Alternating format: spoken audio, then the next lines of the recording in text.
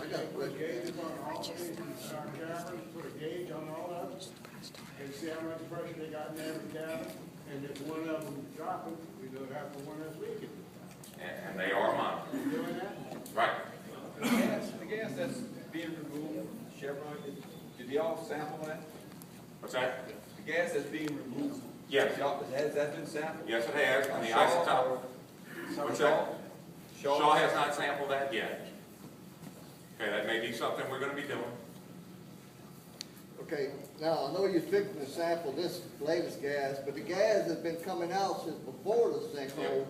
Have y'all analyzed any of that yet? Yes, we have, and the scientists, the chemists looked at it, and the chemists said that they couldn't make the determination that we were requesting based upon that data. We asked them, what else do we need to sample? They gave us some instructions. Those samples were collected, and they have been sent to Illinois to our lab up there to fractionate that data and provide the information back to the scientists that Shaw has hired and try to interpret and give us the answers to those two basic questions. Next up, Luke Lamont is going to talk about the vent well plan. Good morning, everyone. I'm trying to update you this morning on where we've What's come. your name? My name is Luke LaBaugh with the Shaw Group. And I'm trying to update you again this morning on where we've come since we met Tuesday over at the location at Bayou Corn. So again, the intent here is to install 3 observation or / relief wells to vent the aquifer, as Secretary Schutz has pointed out to you. Where we've come since Tuesday, we've mobilized 2 locations off of Highway 70. Thank you. Joel Meyer. And we're working on the 3rd site right now, okay? So that takes a little bit of time. We're getting the pads laid out, getting the ground prepared so that large equipment can come in and drive the casing that we were just talking about, okay?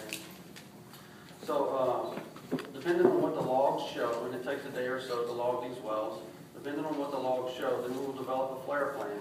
I have a schematic behind me showing the basic formation of a flare and how it's going to be installed once we do determine which well will be chosen to do the flaring, should we need that, okay?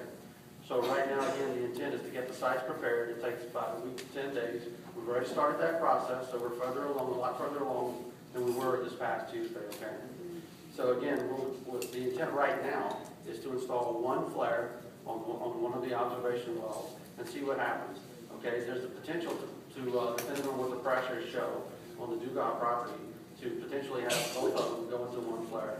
Again, the flare will be installed away from the road, approximately 100 feet right now. Again, the diagram behind me will show that a little clearer. So let's see. The flare stack will be about 30 feet tall. You've seen similar flare setups here in the area. The flame size is estimated to be about 20 feet tall. Okay, I noticed some of that on my way in this morning. Again, the information from the initial flaring will be used to determine a follow-up course of action. Okay, if there's enough pressure or if there's enough gas present in the upper aquifer, we may install additional observation wells.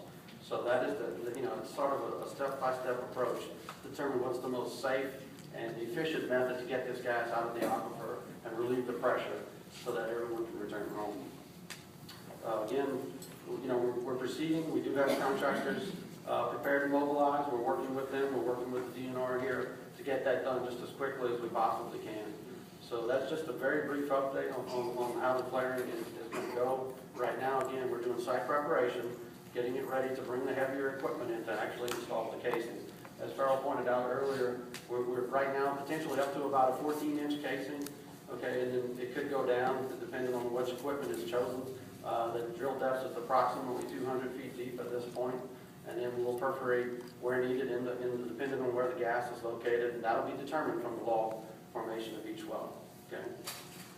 Yes, sir. What pressure level are you going to maintain? Are you going to maintain, or are you just going to flare every bit of gas?